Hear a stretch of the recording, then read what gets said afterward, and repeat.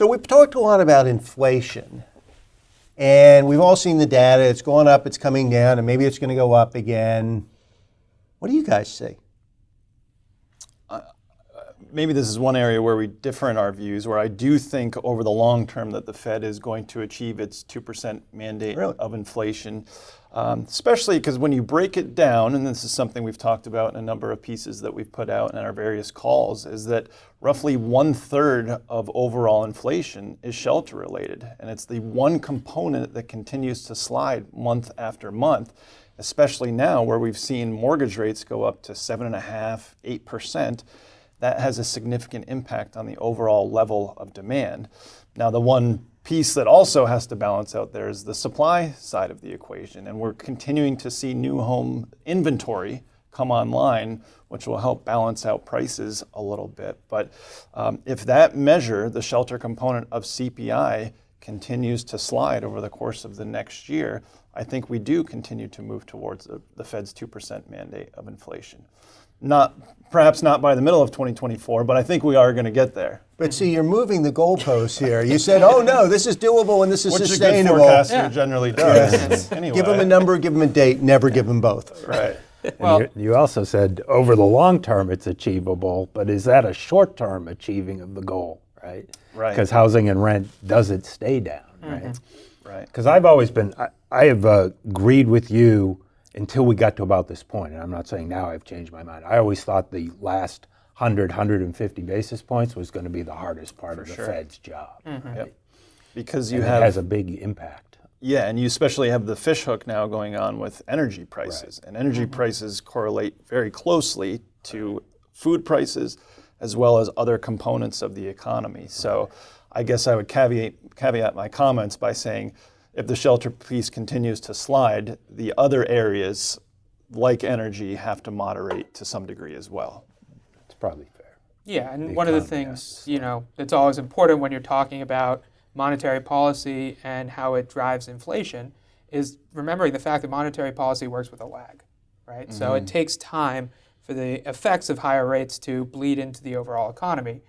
And we've seen that in a number of places, but one of the places where it actually can have a pretty quick impact is in housing, right? To the point that you made about interest rates affecting mortgage rates.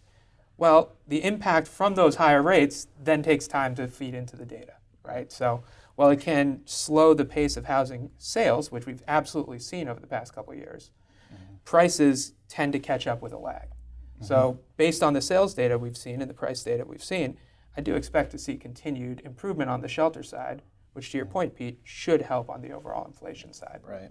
And generally what we've seen from the data is that there's a lag of about 12 to 18 months with changes in home prices and those changes being reflected in the shelter component of CPI. So we'll see what occurs over the next 6 to 12 months on that front. What's interesting about that is we're talking about the next 6 to 12 months, and I see us moving down to maybe 3. I'd be okay with 3, maybe a little bit below that. Longer term though, we have the disinflationary effects of AI potentially and better productivity growth, which seems to be happening. But then you look at you're not going to see the globalization benefit we got over the past 30 years. You're not going to see the very low real wage growth, which we've seen over the past 30 years. A bunch of disinflationary effects over the next decade are not going to be there to the extent that they were for the past 20. Yep. So I'm more in the 3 to 4 over time. We may touch to 2 in the short term, although I doubt it. But I still think we're in the 3 to 4 over time. Absolutely. That's a very valid point, especially when you consider the onshoring or the reshoring of a lot of manufacturing activity, which to your point, we don't benefit from the globalization and the lower cost of labor abroad if a lot of those industries are being brought back onshore. With that being said, I do think it's also important to remember the Fed has signaled that they don't expect to get inflation down to 2% next year, right? Based on their most recent projections, they don't expect to see their primary measure of inflation get to their 2% target till around the end of 2026.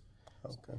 And that outlook with a slow improvement against inflation, I think should be remembered, right? It's not necessarily going to be a sharp hook up and then a sharp hook right back down. It's a sharp hook up and then take some time to get back to what's a more normal level. And over the course of that normalization process, the Fed has also signaled through their dot plots that they're open to cutting the federal funds rate even before inflation reaches their target, right? They just want to see continued progress in the right direction, and they'd be willing to adjust monetary policy accordingly, right? Because we're at very restrictive levels right now with the top federal funds rates at 5.50. Well, the argument there is you could still be restrictive at 5 or 4.5 or even 4% on a federal funds rate with inflation still running above the 2% target.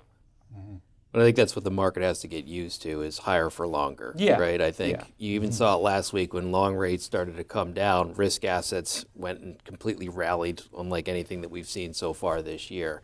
I think if there's one thing that could set us up for disappointment next year is if the Fed doesn't cut, Yep. but there's an expectation that they will cut and be more aggressive, that risk assets could sell off. So add that to the list of risk factors for 2024.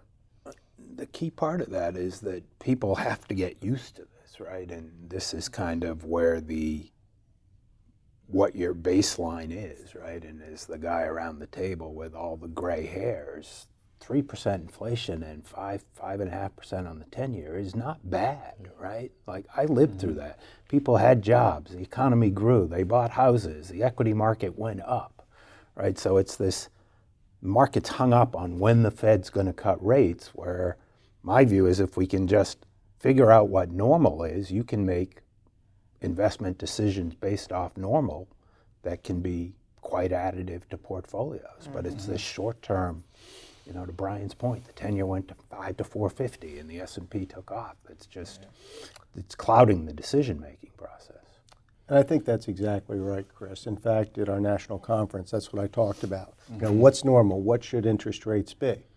And the short version is they should be inflation plus a risk premium. Historically, the inflation rate has been 2 to 4. Call it 3, call it 4. Risk premium's been 2 to 4. So rates have almost always traded between 4 and 8. So now we're at about 5. That's still at the lower end of the range, but inflation is also kind of low. So, the question as I see it is not so much when's the Fed going to cut, it's why would the Fed cut?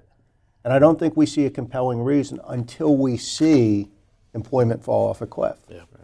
And with the market the way it is, as you say, Pete, I'm not sure we see that. So higher for longer makes a lot of sense to me. It was interesting. I was asked last week, if we accept that rates are higher for longer, what does history tell you about what the appropriate asset allocation should be for that?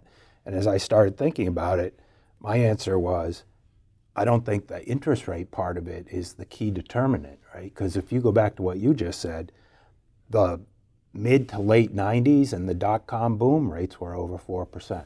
The brick-led commodity boom in 05, 06, rates were over 4%. Entirely different approaches to portfolio construction in the same rate environment, right? So I think ultimately, once we accept it, other factors start to drive investment decisions and where you want to be positioned in portfolios.